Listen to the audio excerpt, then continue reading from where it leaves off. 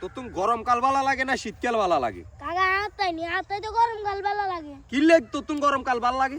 কাকা আই যদি গাড়িতে শীতে হুতি দেয় কেউ দেখতে না, আর যদি আইসা গায়ে হুতি দেয় কেউ দেখতে না, এবার বুঝছেন নি?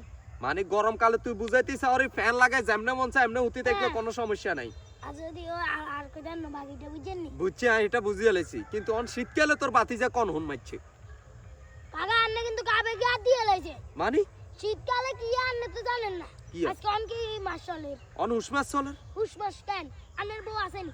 আছে। আরা বাইকে বলে ঘুম যায়, আন্নেও বলে ঘুম যান, আই কি এলে ঘুম যান, হ্যাঁ আই কি এলে ঘুম যায় কোন না কোন না।